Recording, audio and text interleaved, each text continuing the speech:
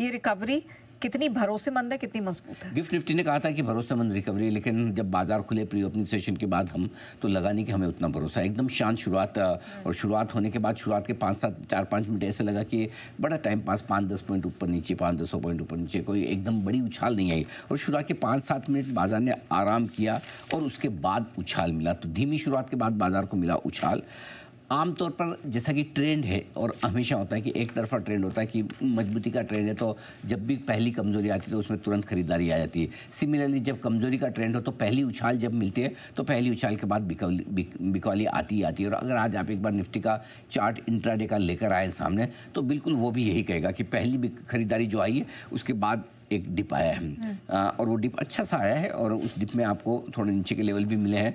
तो ये अच्छी बात है कि कल की शुक्रवार की क्लोजिंग 24,525 के आसपास थी। शुक्रवार का लो 24,425 के आसपास क्लोजिंग थी और 24,400 के आसपास का लो था। तो हमने जो क्लोजिंग है 24,425 की उसको होल्ड किया, लाल निशान में फिसले नहीं, लेकिन एक डिप जरूर आपको मिली।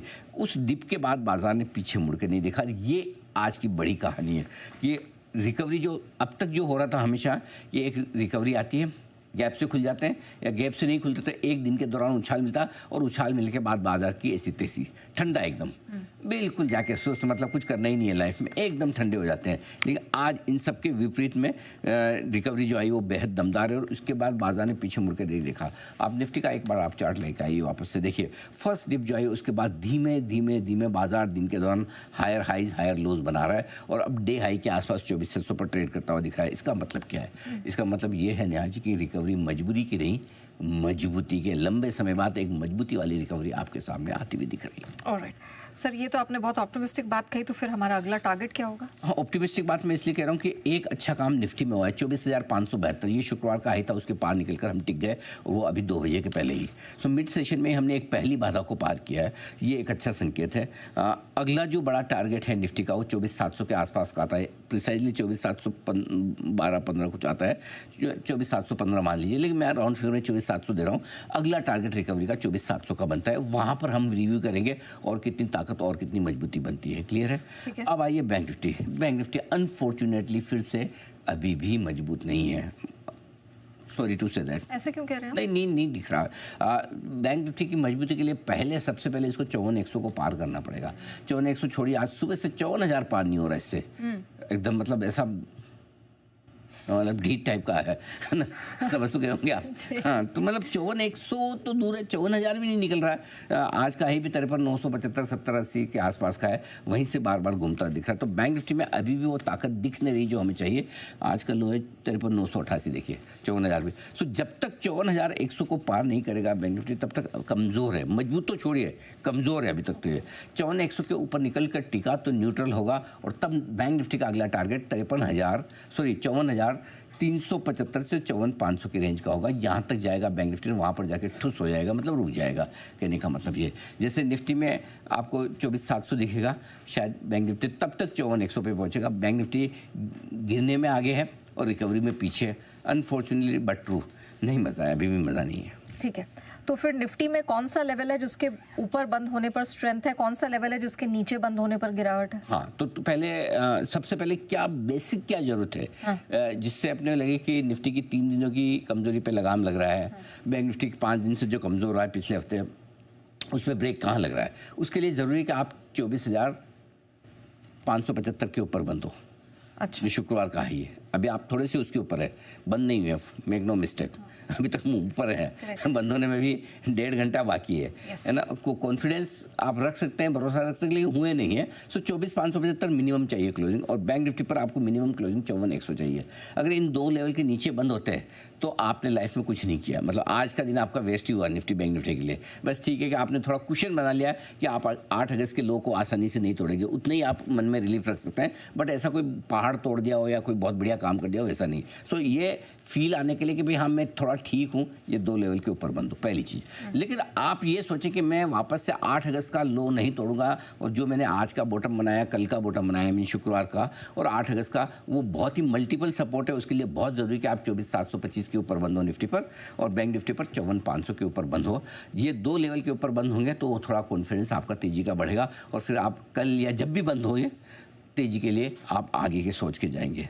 इस बीच ऊपर की बात करें, तेजी का मार्केट है, सब कुछ बढ़िया है, लेकिन नीचे के लेवल्स भी आपको ध्यान में रहने चाहिए। 24,365 इसके नीचे बंद होने पर कमजोरी और बढ़ेगी। 53,450 इसके नीचे बंद हुए तो कमजोरी और बढ़ेगी। हालांकि आज चांस कम है, but just remember it, note it down. चलिए, भगवान न करे काम पड़े, लेकिन पड़े तो पता होना चाहिए। चलिए, तो ये लेवल्स हैं, इन पर हम ध्यान देंगे, सपोर्ट साइड में और ऊपर रेजिस्टेंस में भी। अच्छा सर, तो ये उछाल में आपको खरीदना है या पोजीशन हल्की करना है? तो ये बहुत अच्छा सवाल है। तो पहली चीज़ तो कि उछाल में कितना दम है वो जानना जरूरी है। अगर उछाल दमदार है तो फिर आप हड़बड़ी मत कीजिए। और आज सुबह अपने एक बात बार बार जोर से बार के मेरे कहा, बेचने के लिए जल्दीबाजी मत कीजिए, फंसी हुई पोजीशन के लिए जल्दबाजी मत कीजिए, हड़बड़ी में मत बेचिए। अब जीडीपी के नंबर्स और बाकी सब चीज़ों से बाजार रिकवरी देगा, ताकत। तो आज पहली बार रिकवरी में ताकत दिखी है, इतनी थोड़ी ताकत है आज की। और ऐसे में आपकी फंसी हुई पोजीशन है तो आप थोड़ा सा इंतजार करें। दो तरीके से, या तो आपकी कॉस्ट के आसपास आ जाए, और अगर आपको शुक्रवार को ये लगा, हे भगवान वीकली क्लोजिंग इतनी खराब 24,425 पे, अगले हफ्ते तो 8 अगस्त का लो टूटेगा, उसके बाद 23,900 24,100 देखना पड़ेगा, मैंने गलती कर दी, बस एक बार भाव आए मेरी जान छूटे। अगर इस तरह के विचार ख्याल आपको शुक्रवार शनिवार रविवार के बीच में आए हो तो सोमवार आपके लिए लकी चार्म है कि आज आपको भाव मिल रहे हैं, तो अपनी कॉस्ट के आसपास एग्जिट कर ले। थैंक यू वेरी मच, एक ट्रेड गलत हो गया था, इसमें मुझे पैसा नहीं बनाना, मैं थैंक यू कर लेता हूँ।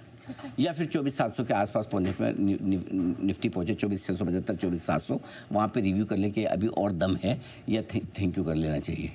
ये दो तरीके आपके फंसी हुई पोजीशन के हैं, ठीक है। और बाकी रहा सवाल इन्वेस्टर का, आपको कोई फर्क नहीं पड़ता, आप बने रहिए, कोई टेंशन वाली बात नहीं। अच्छा सर, और बहुत सारे सेक्टर्स है जो परफॉर्म कर रहे हैं, लेकिन आपने किन्हें नोटिस किया है बड़ा एक्शन है? देखिए, सबसे बड़ा फायदा तो इस वक्त जो थीम बाजार की वो घरेलू कंजम्पशन से जुड़ी है, और उसमें भी वो सेक्टर्स जिनको जीएसटी से होने वाला है बेनिफिट। 3-4 तारीख आप भूल गए हो तो मैं याद दिला दूं, क्योंकि पिछले हफ्ते तो हमने बहुत गीत गाए थे, 3 तारीख 4 तारीख 3 तारीख 4 तारीख, आज भूल गए। भाई साहब, 2 दिनों की बैठक होने वाली, जीएसटी काउंसिल की बैठक, और उससे पहले आपको याद होना, हमें मार्केट को याद है, जीएसटी से जुड़े सारे स्टॉक्स जबरदस्त एक्शन में है। चाहे आप वो देख लीजिए, एफएमसीजी शेयर आज भले थोड़ी प्रॉफिट बुकिंग है, लेकिन ब्रॉडर मार्केट में अच्छी शेयर वो कर रहे हैं। कंजम्पशन से जुड़े सारे share, home appliances, TV, AC, fridge, refrigerator वगैरह वगैरह वगैरह टाइप्स ये चल रहे हैं। ईएमएस, इनको कल पुर्जे बनाने वाली कंपनियां, हाँ। राइट, इनके इक्विपमेंट वगैरह सब बना के देने वाली वो। टू व्हीलर देख लीजिए, बड़ी तेज दौड़ लगाते हुए, और तो और छोड़ो, बाकी टू व्हीलर की तेजी देखो आप, क्या गजब। सोचो, ओला तक बढ़िया इससे ज़्यादा क्या तेजी हुई? 40 वाला ओला 60-50% बढ़ चुका है ओला।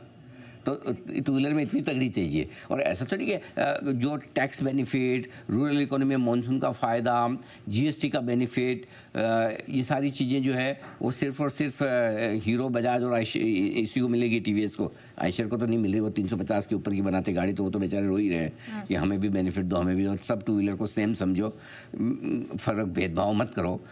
अब देखो जीएसटी काउंसिल क्या करे, बट बाकी ये अगर इन टू व्हीलर को फ़ायदा मिलेगा तो आपको क्या लगता है इतना फ़ायदा एथर और ओला को नहीं मिलेगा? बिल्कुल मिलेगा।